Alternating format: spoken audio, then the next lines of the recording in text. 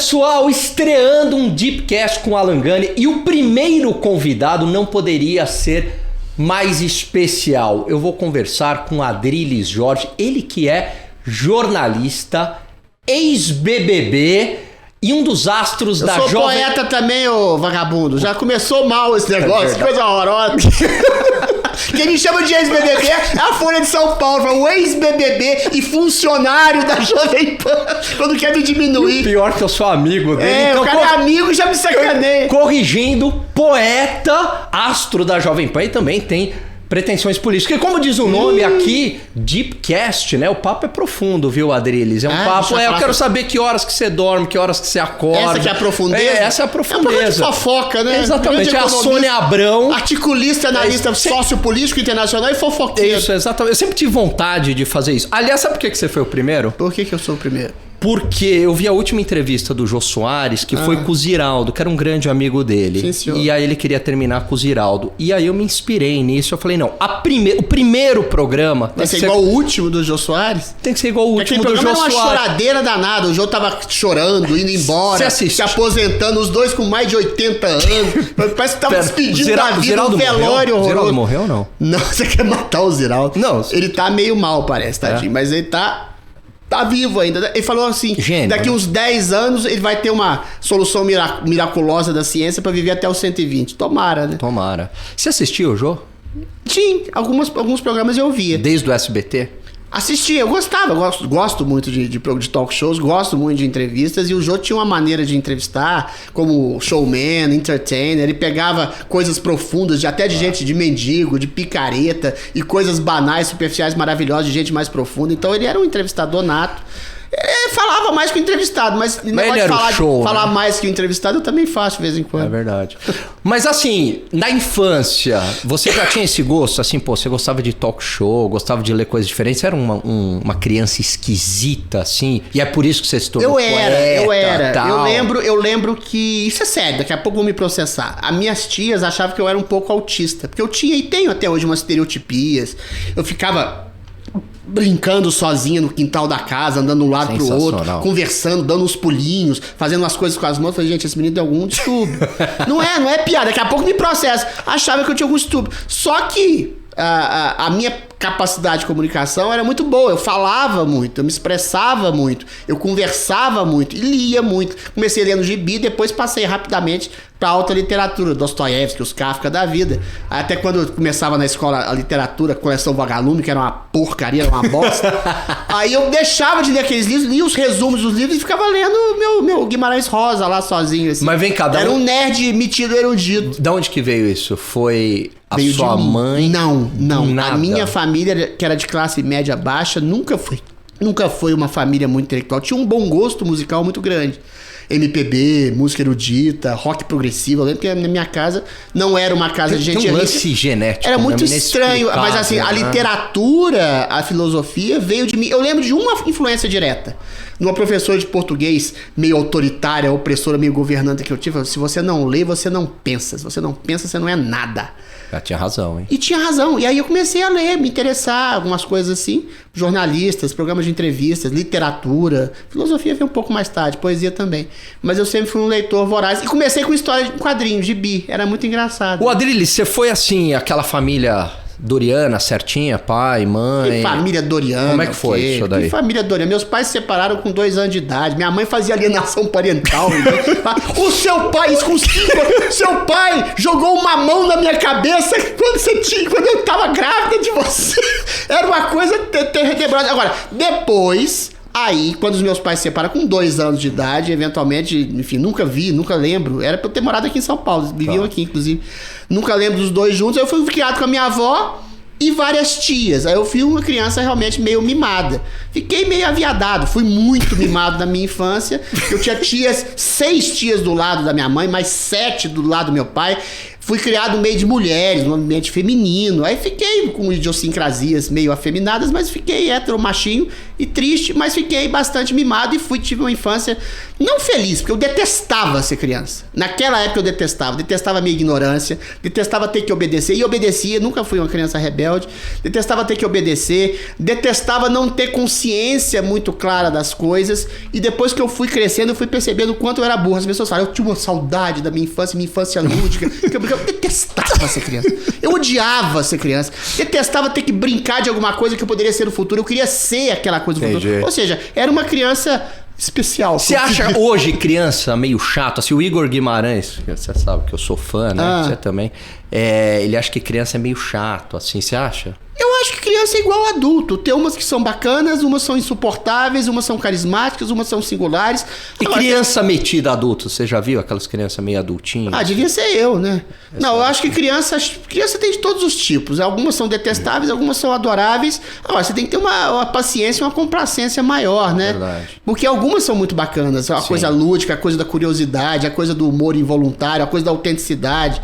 Agora, tem criança chata, igual gente grande, então eu não faço muita diferenciação, não. Mas agora, você tem que contextualizar. A criança está num processo de construção. Eu acho adolescente muito pior do que criança. Adolescente é chato. Porque adolescente está naquela fase chata em que você não é uma criança, você não é um adulto, você é uma metamorfose ambulante, você vive de influências, e geralmente essas influências são péssimas. Caga são regra. Seus amigos que querem cagar a regra pra você ser rebelde, você ser emancipado, você ser um adulto e não é adulto. Então, todo adolescente é, por definição, um chato. Entendeu? Quando a mulher é muito bonita, quando adolescente, aí ela fica mimada, fica deslumbrada, fica vazia, a anatomia é destino, pode até melhorar depois. Mas naquele momento ela vai ficar chata. Quando adolescente é igual eu, cabeçudo, espinhento, vesgo, baixinho, pinto pequeno, é rejeitado, aí fica traumatizado com as rejeições do destino, leva a cacetada do destino, é pobre, aí fica mais triste ainda. Aí o que você faz? As pessoas perguntam quando você falou, o Adriles, você buscou literatura pra estabelecer um sentido na vida? Não, busquei pra saber o sentido da minha miséria pessoal. O cara é feio, cabeçudo, espinhento, vesgo, apaixona pelas meninas, vê as meninas bonitinhas ficando com os caras mais imbecis da escola. Você vai ler Dostoiévski, Kafka, pra perceber e descobrir o absurdo da vida. Você sofria na escola, assim, de via lá os bonitões, os caras do esporte, ficando com as meninas. Terrível. Minha vida adolescente é terrível. A maioria dos adolescentes tem uma vida terrível que não é bonitão, né? Eventualmente é assim. A minha vida foi ver cara idiota, bobo, fazendo bullying em mim, pegando as menininhas bonitas da escola, as menininhas bonitas da escola chegando pra mim, eu fazendo mil salamaleques, eu sempre fui meio poético, fazendo cantadas bonitinhas, elaboradas, e ela chegando pra mim falando assim, Adriles, vamos ser amiguinhos. Puta, isso é o maior trauma na vida de um homem.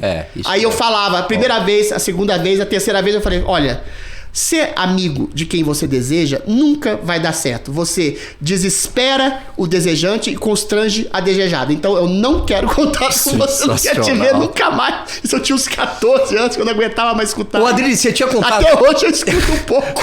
Você tinha contato com o teu pai nessa época? Não, muito pouco. Visitar, sim, nunca tive distância total do meu pai.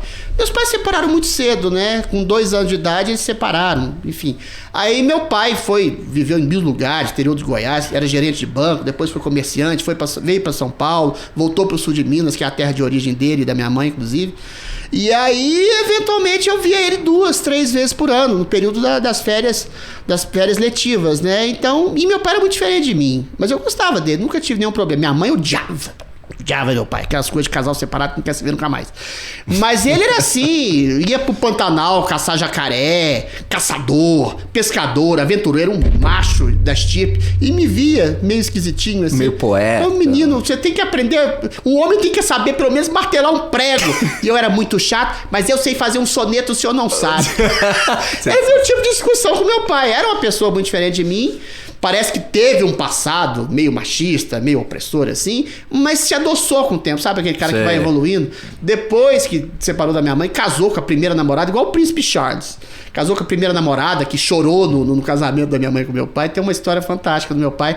Teve filhos antes do casamento, depois do casamento. Tem filhos bastardos espalhados no Rio de Janeiro. Eu era filho único até os 20 anos. Depois meu pai casou-se, temporão, com mais de 40 anos, casou com a primeira namorada, teve 2 filhos em seguida, são meus irmãos, e tenho mais 2 irmãos. Uma irmã eu vi antes do casamento com a minha mãe, inclusive, quando ela era jovem, era meio coelho. saltitava aí. O meu contrário, meu pai aí era Garanhão. Foi surgindo, irmão. Aí, não. A minha irmã, que mora em Petrópolis, é médica, viu uma vez na vida e tem um irmão perdido pelo estado de São Paulo, que ele disse que teve, mas nunca mais Mas você tem contato? teve nenhum contato. Quantos no total agora, somando tem todos? Tem os 2 irmãos oficiais e os bastardos. Os oficiais, um tá em Sorocaba, uma tá no sul de Minas, uma se casou, acho que separou agora, inclusive. Teve um filho. E meu irmão mora aqui em Sorocaba. Tenho contato formal. Não vejo continuamente, frequentemente, mas eu deixei de ver até um pouco frequentemente a minha família, né? Que é de Minas Gerais. Sim. Tô sozinho. Você é minha família, Langani, mas como eu te apresentei sua namorada, esposa e cônjuge, você me abandonou, agora eu tô sozinho. Não, mas eu jamais irei te abandonar. Ô, Adriles, e aí, como é que você parou no jornalismo? Você acha que o jornalismo engloba tudo isso? Todos esses lados, assim, o lado poeta, o lado crítico, o lado de bom... É isso? Eu fiz jornalismo, eu fiz faculdade de jornalismo. Eu sei. Fiz PUC. As pessoas não acreditam, o Emílio chega... Lá em BH. Vocês, BBB. Não, eu fiz jornalismo mesmo. Fiz pós-graduação em comunicação, em arte, e arte moderna, outras coisas, e fiz jornalismo na PUC. Sou formado PUC em graduado BH? na PUC BH, PUC de Minas Gerais. Eu fiz jornalismo, talvez, um pouco espreitando a sua própria pergunta. Eu acho que o jornalismo... primeiro, se eu fizesse letras ou filosofia, eu ia ser professor. E eu gosto de ser um ator da ação jornalística. E eu gostava de ler grandes jornalistas. O Paulo Francis, o Milor. Quer dizer, outra geração. Veio né, na grande. faculdade... O Otto Lara Rezende, o Veríssimo. São todas as pessoas que calcaram minha adolescência, quando eu gostava muito de literatura e gostava de escrever. Poetas, enfim, escritores. E aí, eventualmente, eu percebi que havia uma simbiose muito grande, sobretudo na época em que eu fiz, a época que eu queria ser escritor, e eu achava, posso ser escritor, morrer de fome, ou então ser professor de literatura, e posso ser jornalista, que posso atuar como o escritor, porque o jornalista, um grande repórter, um grande articulista, um grande comentarista, é também um autor. Escritor, o que é ser um autor? Você perceber a realidade, desnudar aquela realidade, fazer um diálogo em relação ao leitor, aquela realidade, aquela perseguição da verdade, através de um texto, de um comentário, de uma matéria. Então isso me fascinava. E foi isso que me levou a fazer formalmente a faculdade de jornalismo e entrar no meio. O Francis era um grande jornalista, um grande escritor de textos jornalísticos, mas como... escritor, acho que ele tentou um romance. Você pode dizer melhor do que eu. Tentou 3. São habilidades diferentes, né? 3, claro. E o Francis falava que era um romancista fracassado, né? Parece que ele teve críticas. Eu li 2 romances do Francis. São bons. Não são obras-primas, mas são interessantes. Melhor que boa parte da literatura que é feita, sobretudo contemporaneamente, que não é feito quase nada. Mas ele era um grande jornalista e um grande literato como jornalista. O histrionismo, o estilo, a verve, o sarcasmo, a erudição extrema, que eu aprendi com o Paulo Francis, não tá no gibi, entendeu? E o Francis foi o primeiro, disso, né? O Francis foi o primeiro autor jornalista que eu tive contato. Você vai até me fazer essa pergunta, mas eu já te respondo. Eu nunca fui um cara de esquerda por causa, eu acho, do Paulo Francis. Com 12, 13 anos eu comecei a ler o Francis e eu achava fascinante aquele humor ácido, aquela coisa sem pé. Hoje seria preso, né, pelo politicamente correto. A quantidade de autores que ele desfiava parecia uma coisa pernóstica, mas não, era de generosidade. Os autores que fizeram a formação dele, que são grandes autores que também fizeram a minha formação, a erudição, o estilo, a análise freudiana. Eu lembro de uma crônica que ele falava do Milan Kundera, que toda a literatura do Milan Kundera, que é um grande autor, também é masturbatória, porque ele era muito feio. Como é feio o Milan Kundera, parece um macaco.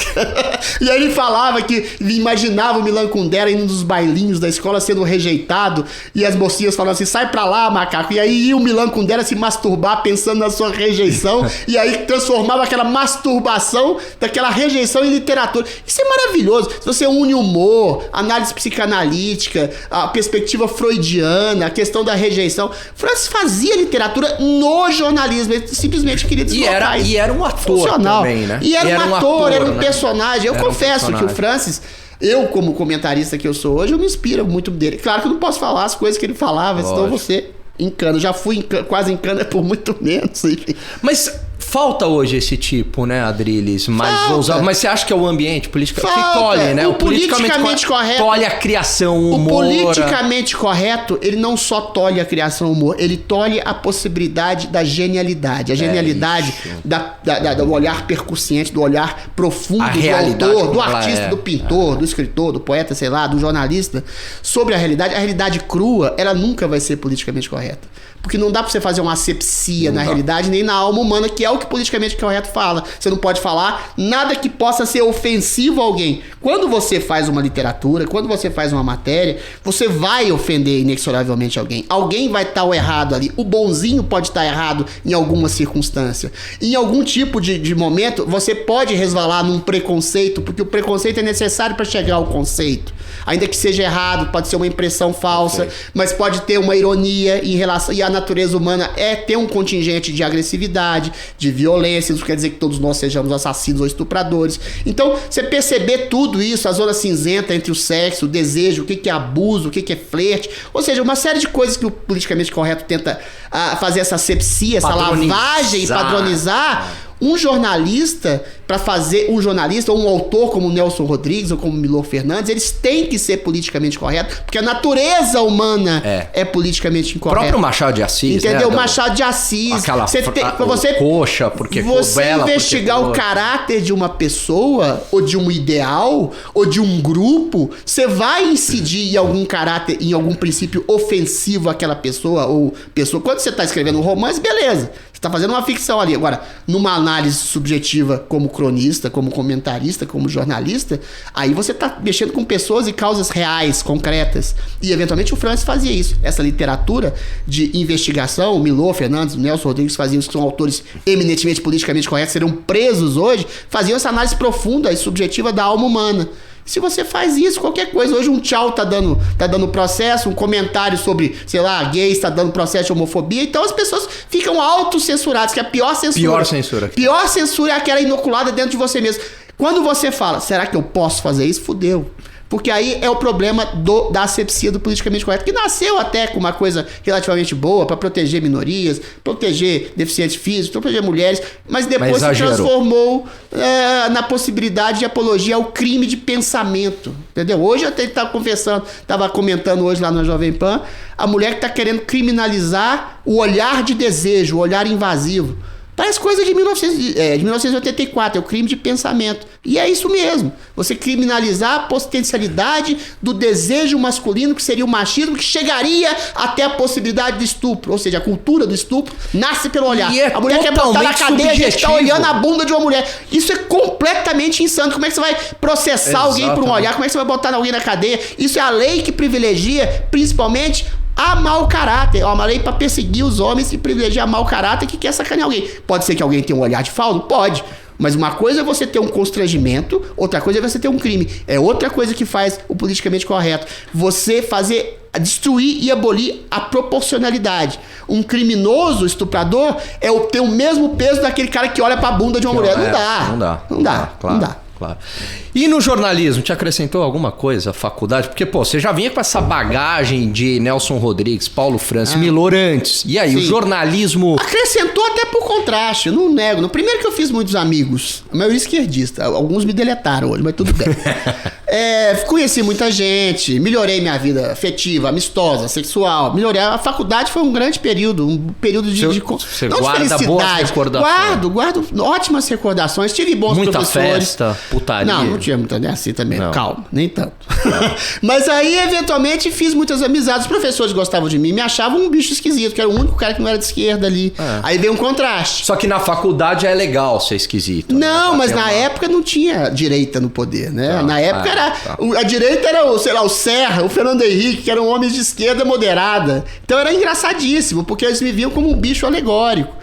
Eu falava de autores liberais, ou conservadores, ou Francis, ou jornalistas, e na faculdade só era ensinado autor marxista, Deleuze, Marquise, Escola de Frankfurt, só marxista. Aí quando alguém me fala que não tem doutrinação, eu começo a rir até aqui. São 4 anos de doutrinação total, só que eu contestava aquilo que eu já vinha de uma aprendizagem anterior. Agora, quem não tem essa aprendizagem, acha que aquilo ali é o mundo. É igual um estudante de comunicação que sai hoje achando que é um libertário. Não. Você é um robozinho que foi adestrado para ser um militante de esquerda. Você pode até ser de esquerda, mas não foi por sua vontade. Você só leu autores. Você não leu o outro lado. Você leu autores de esquerda. Então existe uma doutrinação na faculdade. E aí eu contestava essas coisas. De vez em quando eu tirava nota ruim. Entendeu? Os professores, os alunos que puxavam o saco do professor, que repetiam os conceitos lá de esquerdistas, eles tiravam nota, os melhores alunos. Eu já tirei nota ruim porque eu não contestava aquilo tudo ali. Entendeu? Meu professor de antropologia chegou um dia e falou... eu falei pra ele, aliás, que a cultura era darwinista, que existiam culturas superiores, sim, sobretudo aquelas que principiavam com o princípio de tolerância à cultura oposta. Aí eu falei, eu acho que uma coisa assim da África, de mulheres. Contestou em sala de aula. Da África, deu um exemplo, uma cultura que, por exemplo, corta o ímen da mulher, sim. Você acha que é uma cultura igual à nossa, ocidental? Aí ele me respondeu assim, mas aqui no Brasil também a gente coloca limites ao corpo. Qual? A gente corta cabelo, corta unha. O cara cortar a unha é a mesma coisa que cortar o clitóris. É aquilo que você falou da loucura. Aí o cara ria. Pra você, meu etnocêntrico favorito. Eu falei, tá. Então era isso, entendeu? Era só autor de esquerda. Ampliou, sim, minha bagagem cultural. Eu li esses autores, só que eu tinha lido outros autores que não tinham o mesmo princípio ideológico. Aí eu não fui doutrinado, mas outros foram e são o tempo inteiro. Mas gostei da faculdade, apesar disso tudo. Teve contato com drogas na faculdade? Não, na faculdade eu nunca gostei muito de droga. Primeiro que eu não gosto muito de beber. Eu não gosto de nada que altere muito a minha consciência. Eu saio com você, eu gosto de tomar um chopp e você toma um suco de laranja. Me dava uma raiva que eu saía com os meus amigos, eles bebiam o dia inteiro, eu tomava um copo de cerveja e tinha que dividir a conta. Ainda juntou minha pão duríssima. Isso eu não faço. Juntou minha pão duríssima. E aí eu nunca gostei de beber. Agora, droga, eu fumei maconha, achei uma merda. Fumei 4, 5 vezes, acho que na faculdade também. Mas achei uma bobagem, só me dava fome, sono e ficava meio bobão. Ficava me sentindo o Beavis e Butthead, que era uma coisa da época. Eu experimentei uma vez cocaína e adorei. Aí que acontece? Calma, porque aí eu falava igual o demônio. Mais do que você fala, Adriles? Eu fiquei com tesão, eu fiquei com sensação de poder, aquela coisa da primeira dose, né? Fiquei com tesão, fiquei me sentindo o máximo, fiquei me sentindo feliz, contente, poderoso. Parecia que eu era um deus falando, devia ser insuportável. Uma vez só. E olha só, minha consciência moral, porque eu gostei, eu nunca mais experimentei. Aí eu falei, não vou mexer com essa merda, senão eu vou ficar... Tem uma noção de risco também, não consciência moral. Eu tinha lido sobre. A questão tinha lido sobre a primeira dose, depois a segunda não é mais, você quer sempre aquela coisa. Eu adorei. Na época eu gostei. Falei, essa aqui é boa. Depois eu vi relatos, pessoas ficavam no banheiro o tempo inteiro. Aí eu percebi que eu devia ficar chato, apesar de ficar muito autoconfiante, muito cheio de si, com entusiasmo. Entendeu? Pode ser que se eu ficasse entusiasmado, seria um pé no saco para as outras pessoas. Essa vida de ficar cheirando cocaína dentro de banheiro. Aí, eventualmente, nunca mais. E nunca me fez nenhuma falta. Eu gosto da minha consciência. Eu gosto de ter consciência das coisas. Eu não gosto de perder. Eu já tenho minha embriaguez natural com a vida. E tenho minha angústia também. Então, sei lá. Cocaína, uma vez gostei. Maconha achei péssimo. Álcool eu não gosto muito, que me faz mal. Se fosse docinho igual suco de laranja, eu tomaria. Mas não pra ficar bêbado. Entendi isso. Pelo gosto mesmo. Não. Igual o Paulo França, que a gente tá citando, tinha uma frase muito boa sobre Roda Viva. Bebi muito tempo pra ficar bêbado. Bebedor por gosto é coisa de pequeno burguês. Perguntaram, pra ficar bêbado. O Adriles, perguntaram pra ele no Roda Viva, já experimentou todas? A melhor é Speedball, 2 terços de heroína e uma de cocaína. Depois ele parou. Aí vem cá, você terminou a faculdade, aí você foi trabalhar em grande jornal, você foi ser frila. Eu não terminei, eu já comecei empregado na PUC TV. Tinha uma menina que eu era apaixonado, eu nunca quis muito trabalhar. Eu comecei a trabalhar com mais de 20 anos. Alguém, assim? Pra caramba. Mas aí eu tinha uma paixão platônica por uma menina lá, que era minha colega de trabalho e tal. Eu nunca quis muito. Eu era meio vagabundo. Ainda sou, não gosto tanto de trabalhar assim. Aí eu queria ficar junto dela, arrumei um jeito, cavei o emprego, a diretora da faculdade, que eu gostava, que me adorava, que era filiada ao PT, pra você ter tanto que eu tenho trânsito entre as pessoas. Deu uma puxada. Eu era bom carismático. Eu era bom aluno, eu era um bom jornalista, modéstia à parte. Aí eu fiz o primeiro emprego, foi na PUC TV. Fiquei um tempo lá, depois passei pra TV Horizonte, depois passei pra um conglomerado lá, um portal de notícias, Brasil Control Trader, depois passei um tempo desempregado até chegar ao BBB. Minha vida profissional foi mais ou menos então, assim, peraí, você foi pro BBB por quê? Porque eu estava desempregado, tinha tomado um pé na bunda de uma ex minha, uma ficante minha.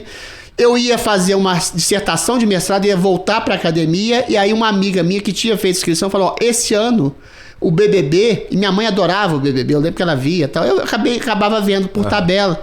Na época eu tava morando com a minha mãe. Você gostava como telespectador? Gostava porque o BBB tem essa coisa que o Freud falava, né? Quando você tá numa situação de jogo, você revela o verdadeiro caráter que você tem. Não só para os outros, como para si mesmo. Então, valendo dinheiro, fama, projeção, numa situação de tensão, você pode se mostrar um santo abnegado ou um canalha terrível. Isso é bacana. É um programa que, apesar que tem um aspecto pop, adolescente, meio bobo, meio infantil, artificial, se você tirar essa camada, essa edição que eles fazem, é um programa profundo de investigação da natureza humana. As pessoas se transformam lá dentro, ou se desnudam, se transformam em canalhas, traem seus amigos, ou são fiéis aos seus amigos, como eu fui, vira um santão ali. Então, assim, nesse sentido, é o programa que mais tem um caráter dramatúrgico, literário. O Bial fazia isso muito bem, né? Ele narrava aquilo como se fosse uma peça literária. Você virou amigo, né, do Bial? Virei, mas ele me abandonou. Ele me adorava. Bial. Eu gosto dele até hoje, não tem problema. Já tenho problema com rejeição. Eu até tenho problema inverso. Eu gosto de quem me rejeita. Às vezes eu fico meio obsessivo. Já melhorei bastante do que eu era no passado. Eu tenho essa coisa, sei lá, a pessoa me rejeita, eu vou atrás. Eu quero estabelecer um princípio de comunicação. Não tô falando só de mulheres, não, de homens também. Eu não gosto de falhas do processo de comunicação, porque eu acho que a maioria dos desentendimentos são de falha de comunicação. São poucas as pessoas que são essencialmente ruins, entendeu? Tem psicopata, tem mau caráter? Tem. Mas a maioria é por falha de comunicação, por falta de conversa. Então eu gosto de quando as pessoas... Você pode perguntar na Jovem Pan, que eu já briguei com todo mundo também. Eu brigo, mas eu faço as pazes quase que imediatamente. É uma coisa até irritante. Vamos conversar. Eu puxo. Você não gosta do conflito, né? Você gosta do debate de ideia, mas você não gosta da briga. Eu não tenho raiva de ninguém. Eu não tenho raiva de ninguém. Eu nunca briguei pessoalmente com o Joel, eu nunca briguei pessoalmente com o Guga, com o Piperno. Eu tenho uma relação maravilhosa. Todas as pessoas que passaram... A Amanda Klein diz que gosta de mim. Todas as pessoas que eu debati na Jovem Pan e na vida, eu sempre procurei ter uma amizade, ter uma estreiteza ainda que pense muito diferente de mim. Então eu acho muito triste essa época de polarização teórica que a gente vive, política, porque eu acho que dá pra conversar. Né? Claro, é só remontar a Sócrates, a Platão, né? A questão dialética do diálogo lá, a tese, antítese, síntese. Você pensa uma coisa, você pensa diferente, dentro dessa diferença a gente pode aglutinar alguma coisa que seja boa para ambos. Direita e esquerda mais ou menos são isso. O problema é que tem uma hegemonia hoje de uma esquerda progressista que está incrustada nos setores culturais, na mídia, nas universidades, na academia, em tudo quanto é canto, e aí é o complicado, aí não tem contraste, aí tem uma imposição goela abaixo de uma tentativa de um princípio de perceber a realidade que é uma só e que demoniza o outro que vê as coisas de maneira diferente. Eu nem me acho um sujeito, já te falei isso 1000 vezes, essencialmente conservador ou de direita, mas eu me incomodo profundamente com essa ditadura de esquerda que existe hoje, não só no Brasil, como em boa parte do mundo ocidental. Aqui no Brasil a gente tem um presidente conservador com todos os méritos e deméritos que ele tem, que é cerceado o tempo inteiro, juntamente com seus apoiadores, porque são conservadores, vamos ser sinceros. Você tem um judiciário que é progressista, tem uma mídia que é progressista, o Thiago Live falou que toda a mídia é progressista na esquerda, e ele tem razão nisso, e eventualmente, por causa dessa ditadura subliminar de um princípio único de ver o mundo, as pessoas ficam tolerando não só o governo, como as próprias pessoas, como a própria população do país que é conservadora. Isso me incomoda. Apesar de eu não me achar um conservador clássico, aquele que quer ter família, ter 8 filhos, que é fiel, que é casto, que quer ser santo, eu não quero ser nada disso exatamente. Eu acho que tem um princípio, utopia nesse sentido, mas não me agrada a ideia de uma ditadura, de um princípio único de ver o mundo. Então, nesse sentido, eu me coloco como oposição a essa possibilidade de ditadura. Nossa, mas o que você me perguntou mesmo? Eu fui para outros cantos. Não, assim que é legal, né? Aí volta, né? Nem lembro. O Tom Jobim uma vez falou isso pro Jô. Eu não vou, porque senão eu não vou conseguir voltar, gente. Vai pra outro lugar. Esqueci a pergunta. Mas olha só, você parou no final das contas num veículo que pelo menos na identificação do público é de direita, né? Sim. Como é que foi isso daí? Do BBB. Primeiro que é mentira. A Jovem Pan não é de direita, a Jovem Pan é plural. Jovem Pan tem pessoas à direita, ao centro e à esquerda. Não, mas por isso que eu falei. Na percepção de muitos telespectadores. Pois é, uma percepção equivocada. Porque existe, como eu te falei, essa ditadura hegemônica, de um pensamento hegemônico tão forte, que quando você dá voz ao contraditório, acabou, é verdade. Parece que você é o contraditório e que você é a pessoa de direita. Não é. Eu já te falei, eu sou um radical até de centro, eu acho. Entendeu? É Eventualmente, como eu falo que o Bolsonaro não é genocida, não é assassino, não é ditador, não é nazista, aí eu sou bolsonarista. Você percebe o erro, o equívoco aí? Total. Quando eu falo que o identitarismo promove, em vez de melhorar o preconceito, promove mais preconceito de negros contra brancos, mulheres contra homens, homossexuais contra heterossexuais, eu falo exatamente em nome da quebra do preconceito e que não é feita pelo identitarismo. Aí você vira um cara opressor que não dá direito de voz às minorias. É toda uma distorção permanente, constante, em que pessoas te acham que você é o lado mal da força, e quando você tem essa hegemonia de um pensamento dominante, esse pensamento dominante não tem volta, tende a te ver como alguém dissonante e alguém a ser eliminado como mal. Porque a pluralidade é que forma o diálogo. Se você tivesse pluralidade numa escola de comunicação, você teria pluralidade que também não se tem nas redações de jornais, nas redações de empresas de comunicação. Essa pluralidade daria aso a que o jornalista fizesse a sua função elementar, que é perseguir a verdade, perseguir um princípio de realidade, não adequar um princípio de verdade ou a realidade à sua ideologia, que é o que acontece na Globo, que é o que acontece em outras emissoras, na Folha de São Paulo. Todos esses jornalistas aboletados hoje, despejados da faculdade de comunicação, devidamente doutrinados, como a gente falou no começo dessa entrevista, eles não são jornalistas, eles são militantes que estabelecem um princípio de ideologia que eles querem impor goela abaixo das pessoas. Por isso o Thiago Leifert, que trabalhou na Globo, por isso eu, que fui um produto trabalhado na Globo, conheci gente da Globo, conheci toda a produção do BBB, que não é só no meio jornalístico da Globo que existem só pessoas de esquerda. É na produção dos programas de entretenimento, é na produção dos realities, é na produção das novelas, é na produção do jornalismo, ou seja, tudo é orquestrado e adequado de acordo com um pensamento dominante progressista. Esse progressismo não está de acordo com a maioria da população, com o que pensa a maioria da população. Eu acho que a maioria da população está certa? Não sei. Eu só acho que esses valores judaico-cristãos que permeiam o seio da civilização são muito bons e são rudemente, às vezes, de maneira prosaica, colocados em prática pela maioria da população. Aí o que o progressista raiz faz? Quer eliminar tudo como restolho das culturas ocidental, que reverberou em preconceito, em opressão, e aí o cara achar que o pai dele é um opressor, o professor é um opressor, o patrão é um opressor, isso me incomoda, isso me enche o saco. Antes de você falar, porque você ainda não respondeu como você parou na Jovem Pan, mas você falou isso e me deu uma curiosidade. Você acha que isso é um movimento orgânico, ganhou vida própria ou não? O quê? O progressismo hoje está na academia, o progressismo... A resposta é muito mais simples, você pensa. Porque é um discurso maravilhoso, porque é um discurso fácil, porque é um discurso palatável. Eu tenho uma teoria que é a seguinte, Gani, a esquerda identitária nasce com o bom selvagem. A direita, né? Os conservadores nascem, sabe por quê? Com a teoria do pecado original. É isso aí. 3.000 anos atrás. 2.000, né? O pecado original fala o quê? Eu acho isso maravilhoso. O pecado original diz que todo mundo é filho da puta. É isso. Todo mundo é sacana. Maldade todo mundo é escroto. Todo mundo nasce mal porque você nasce egoísta. Uma criança é egoísta, O ser humano é complexo. Você acha que maldade, o mundo tem que se servir. Você acha que as mulheres que você tem que se servir. Você quer ter o dinheiro de todo mundo. Você quer ter poder. Você quer ter o prazer. O que o pecado original fala? Se você é sacana e você tem a consciência moral de que você é sacana, você percebe que todo mundo tem essa sacanagem intrínseca dentro de si. Então eu, Adriles, vendo que o Alan Gani é tão filho da puta e miserável como eu, tento melhorar a vida do Alan Gani e trazer ele pela consciência de que todos nós somos miseráveis, mas a gente pode alcançar um padrão de bondade. Pelo cristianismo, pelo catolicismo, e eventualmente você pode chegar até a ser santo. Se liberar das pulsões sexuais, das pulsões de dinheiro, de poder, etc. Aí é uma utopia, mas tudo bem. Mas o pecado original nos torna humildes diante da nossa condição e da condição do outro.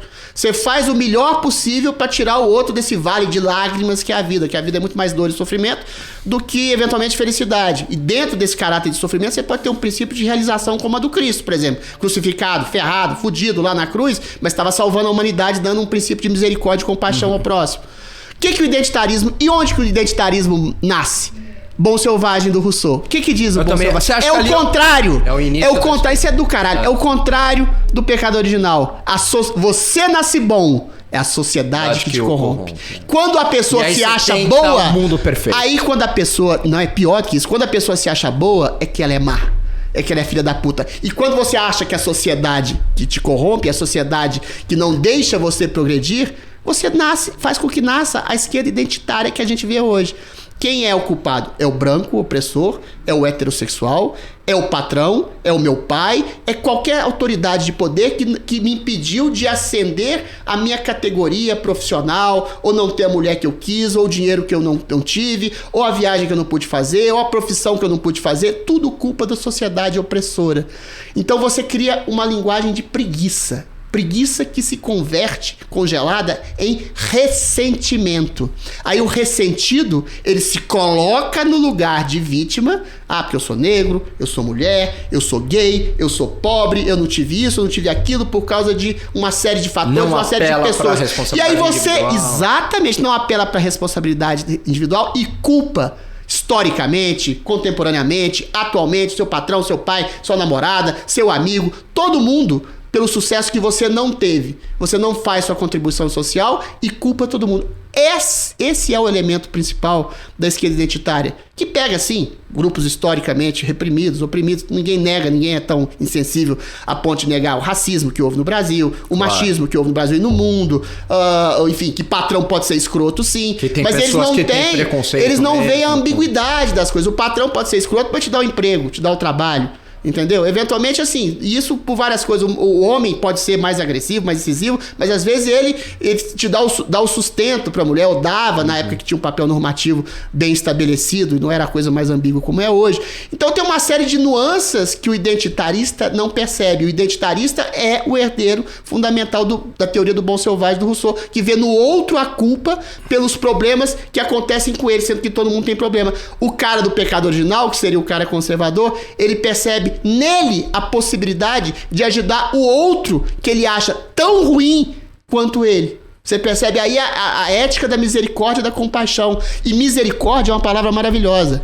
É a concórdia pela miséria. Pela miséria compartilhada. Se todos nós nos percebemos miseráveis, a gente pode tentar sair da nossa miséria pela compaixão e pela ação em prol do outro. E o sentido da vida é o outro. É o trabalho que você faz pelo outro. Você, como jornalista, está trabalhando para melhorar a informação do outro. Eu, como poeta, estou trabalhando minha poesia para expandir a consciência. Um pedreiro está colocando um tijolo numa casa para dar guarita, para dar abrigo para o outro. Todo mundo tem como profissão ajudar o outro. O sentido da vida é melhorar a vida do outro. O sentido do pecado original é perceber que você é um filho da puta e perceber que o outro também é, e você tentar melhorar o outro a ser menos filho da puta, você melhora você a ser menos filho da puta. O sentido da esquerda identitária é o outro é o culpado pela sua miséria. E eu não tenho... Aí não dá certo, cara. Aí você tira toda a maldade. Você tira aí você...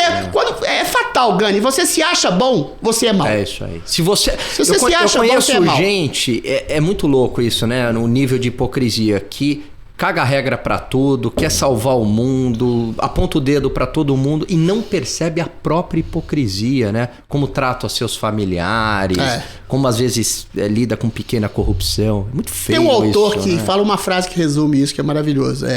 Você percebe o canalha? Não sei se eu vou citar de cor.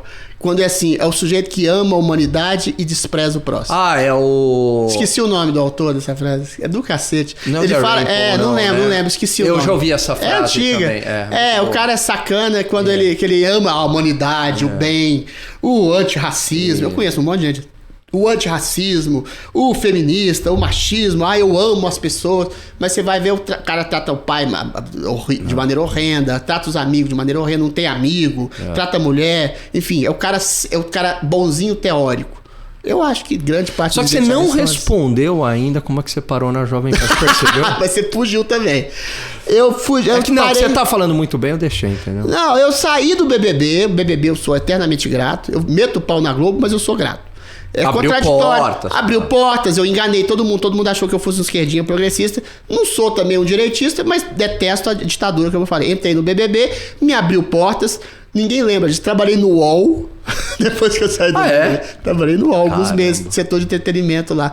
Depois, eventualmente, entrei na Lei Rouanet.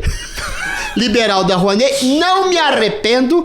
Levei palestras sobre poesia para os rincões do país, desde a puta que pariu lá no interior, sei lá, do Piauí, até a PUC de Curitiba. Trabalhei, viajei o país inteiro, não cobrei ingresso, trabalhei com recursos pagos, comi, me alimentei, ganhei meu capilézinho muito pequenininho, muito modesto, que eu captei só 20%, e vivi 3 anos dessas palestras, lancei os livros, isso tudo eu acho que... Lendo, palestra, legal Lancei essa os livros, vida, o primeiro com o prefácio do Olavo, o segundo com o prefácio do Bial, fui muito bem ajudado, enfim, lancei minha poesia, cataloguei, né, lancei 2 cartapaches de poesia desse tamanho, tô lançando outro, inclusive. E, eventualmente, aí é uma coisa, acho que é até de Deus, uma coisa epifânica, tava na última semana... Você acredita em Deus? Isso é uma longa resposta. Pera não, aí. mas rápido. Não, rápido não. Rápido não. Depois eu acredito, ponto. Mas depois eu expando. Tá bom. Mas é um Deus singular. Mas aí o que eu tava falando, cacete?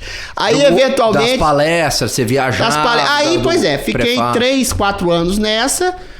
Com o UOL somado, enfim. Aí eu tava na última semana do último ano das palestras. Falei, porra, o que eu vou fazer? Vou voltar ao desemprego.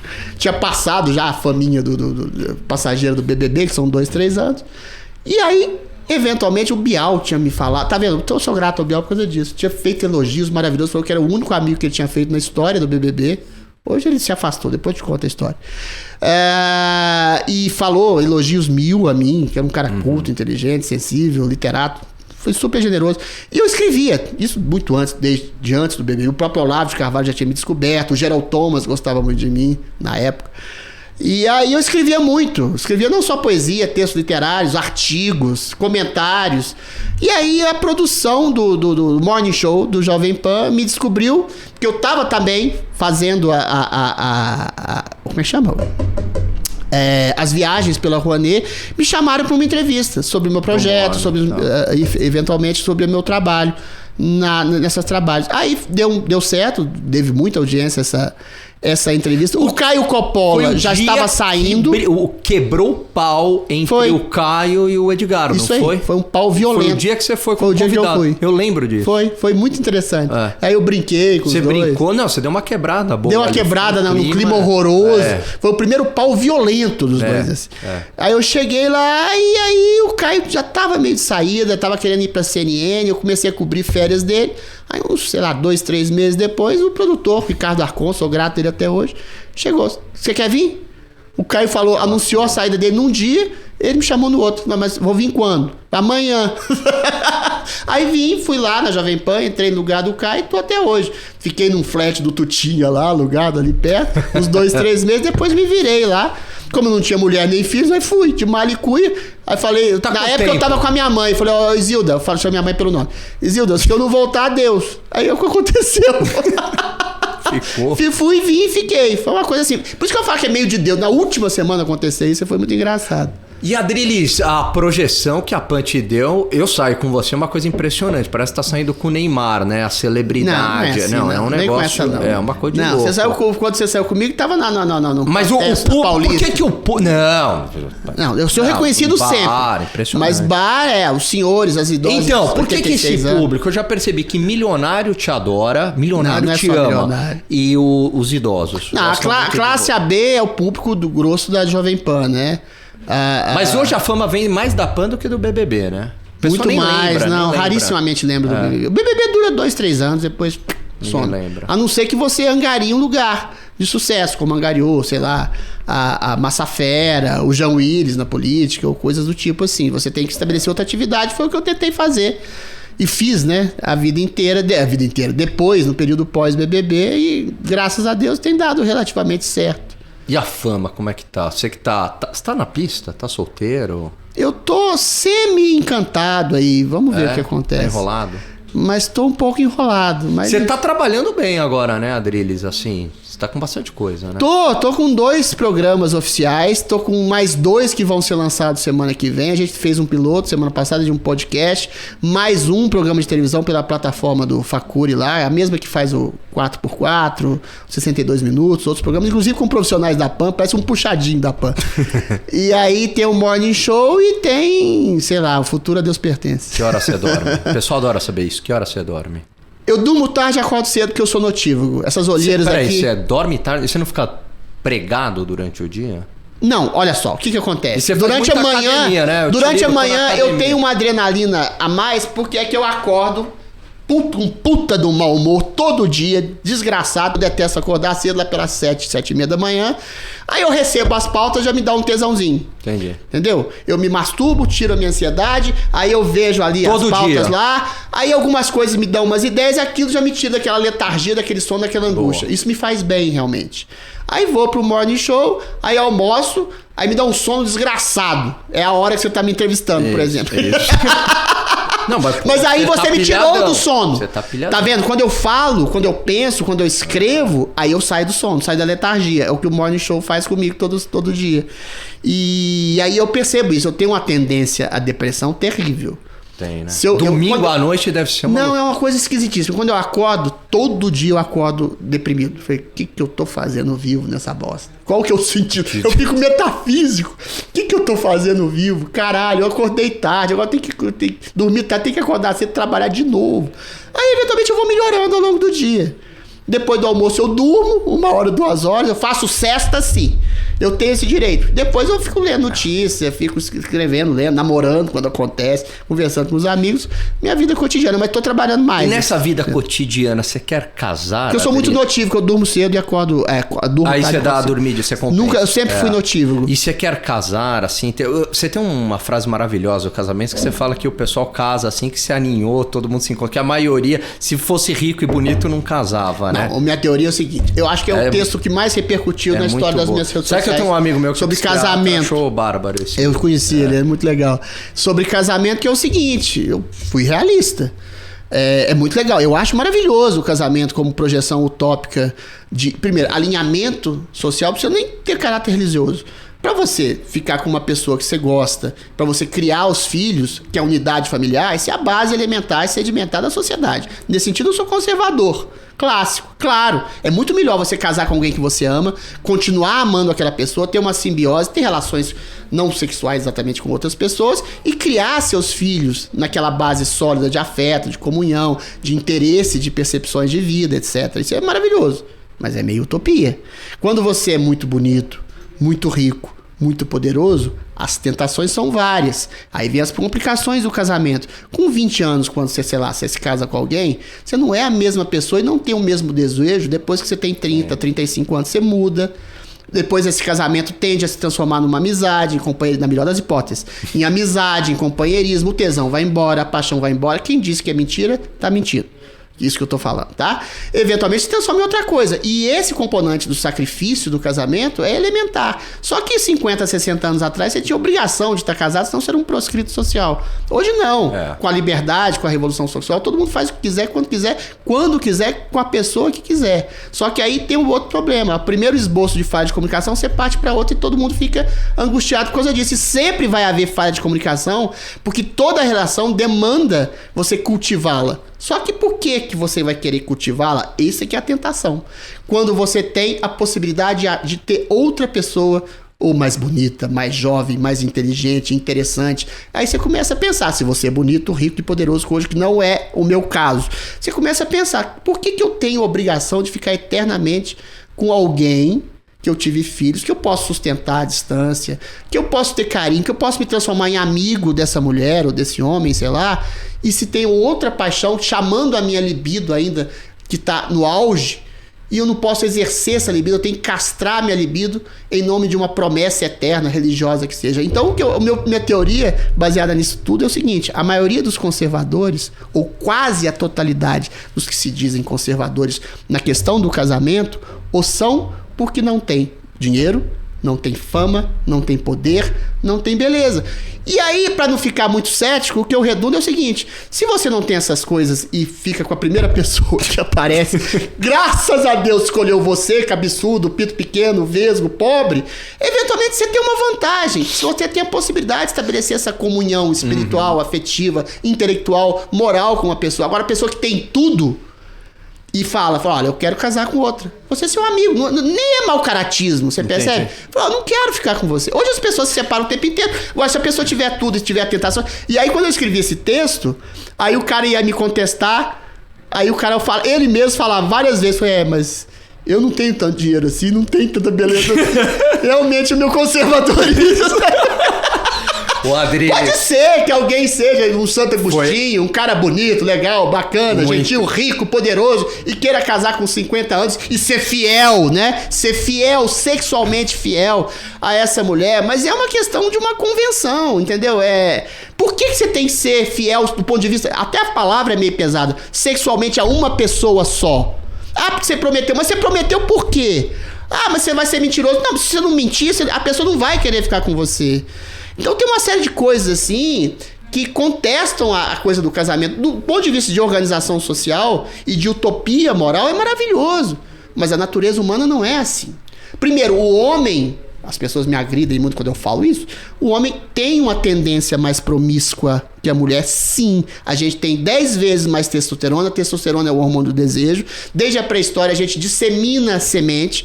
A mulher, por causa que ela fecunda, porque ela engravida, ela tem uma libido mais responsável, ou seja, ela é mais simbólica. Ela escolhe melhor seus parceiros. O homem não, a gente fica com a mulher que a gente ama, mas fica com a mulher que a gente não ama. Eu já fiquei com muita mulher que eu desprezo, mas que é linda, maravilhosa, encantadora.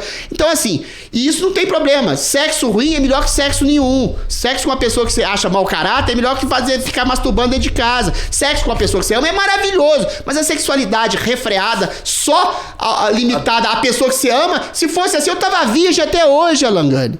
Porque nem todo mundo que eu amei eu transei. Nelson então assim, o casamento é uma utopia, é uma utopia do possível. Se você é feio, pobre, sem poder, você tem a graça de escolher, se a mulher te quiser, uma mulher e ficar com ela até o fim da vida, e vai ter uma comunhão, vai ter filhos lindos. Agora, se você tem a maldição de ser bonito, rico, poderoso, vai ter um tanto de mulher no teu pé, meu filho. Vai chegar na Paula Arósio, eu sou velho, só lembro de mulher do antigo. Vai chegar na Paula Arósio, sei lá, Cláudia Raia, só mulher velha, Brooke Shields, querendo te amar, e você com uma só, foi, gente, mas é pecado, né? Nelson. Então assim, a tentação é muito grande. E a tentação não é pecado. Não é pecado o desejo. Aí tá a minha maior contradita em relação, talvez, à religião, ao conservadorismo. Você ter desejo por alguém que te deseja, qual o mal que você tá fazendo a essa pessoa? Qual o mal que você tá fazendo a si mesmo? Irresponsabilidade. Qualquer ato de desejo consumado não é irresponsável. É irresponsável se você brincar com os sentimentos da pessoa. Se você dizer, eu vou casar com todo mundo que você quer transar, eu vou te amar para sempre, aí você está sendo mentiroso e irresponsável. Agora, você consumar um desejo, um afeto que seja, um princípio de um afeto que pode eventualmente se transformar num casamento, não é ser promíscuo.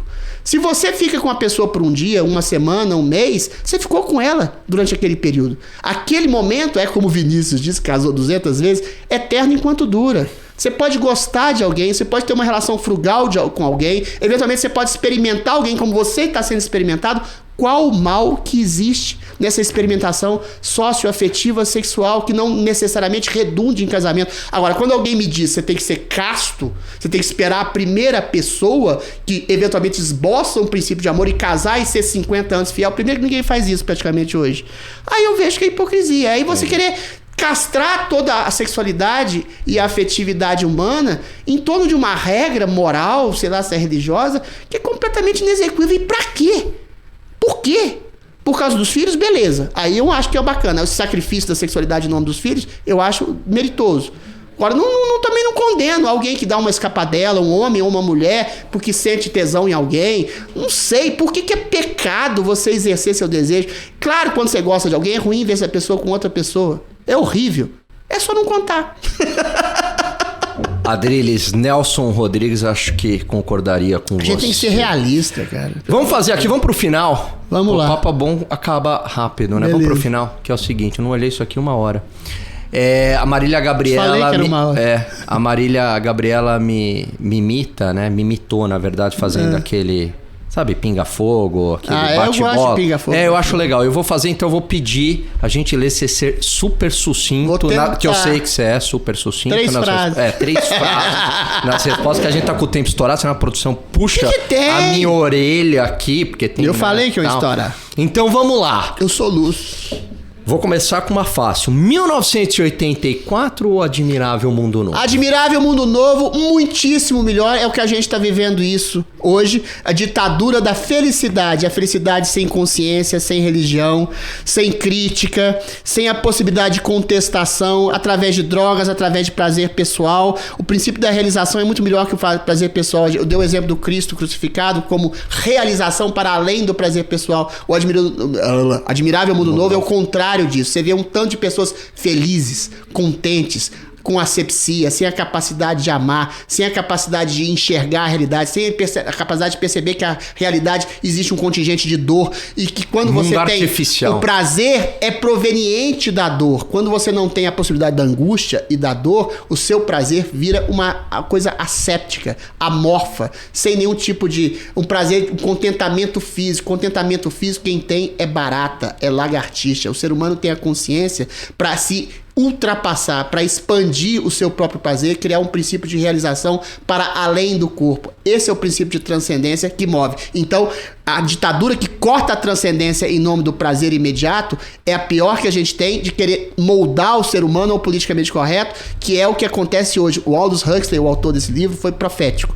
Essa ditadura da asepsia humana, do politicamente correto, do bonzinho, da asepsia da alma humana e da consciência humana, é o que está acontecendo em grande medida hoje também. Um livro sem ser Admirável Mundo Novo. Crime e Castigo. Dostoiévski. É o primeiro que eu lembro. Sempre. Um filme. Cara, eu gosto muito de cinema. Um só? Um só. Fala uns três, vai. 3. Tá, O Poderoso Chefão. 1, 2, 3. Cidadão Kane. E e O Vento Levou. Acho maravilhoso esse filme. Esse filme é visto como um filme choroso e cafona, mas é maravilhoso, porque assim, tem uma cena que o Clark Gable estupra a Vivian Leigh, e assim, é uma cena horrorosa, e dá a entender que ele estupra, e ela fica apaixonada. O filme totalmente politicamente incorreto, que percebe as relações humanas. A Scarlett O'Hara era uma víbora, falou que jamais passarei fome, se eu tiver que roubar, matar, trair, eu farei tudo. Ou seja, é uma personagem ambígua, os personagens são meio cafajestes, meio ruins, meio bons. É o melhor filme da história, O Vento Levou. Uma série de comédia. Seinfeld. Uma série sem ser de comédia. Black Mirror. Musculação ou esporte? Eu detesto os dois, mas eu faço musculação só pra ficar bonito pelado. Que conselho que você me daria, Adriles, pra terminar a entrevista? Que conselho eu te daria? Não seja sincero o tempo inteiro. Minta de vez em quando em nome do próximo.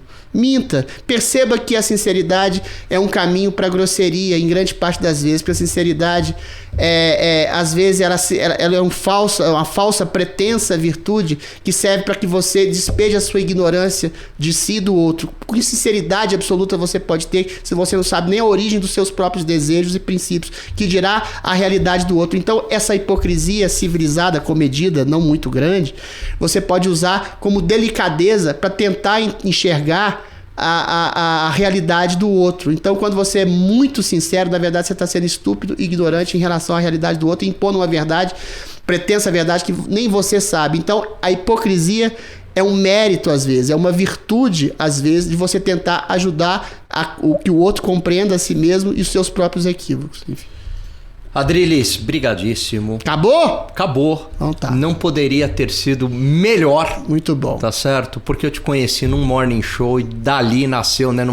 Participamos juntos ali, peguei teu telefone, tomamos um chopp e depois nasceu uma grande amizade. Você não é doido, valeu, né? Valeu. Você não é maluco, você é legal, você então, é bacana. Pois é, brigadíssimo. Valeu. Ficamos por aqui com essa super entrevista, agora sim com o poeta. Aliás, ele foi um poeta, né? Foi não, eu sou! Ele é. Muito bem. Adriles Jorge, você pode nos acompanhar aqui, o Deepcast, no YouTube, no Spotify, e eu vejo vocês. Um grande abraço a todos, valeu, tchau, tchau.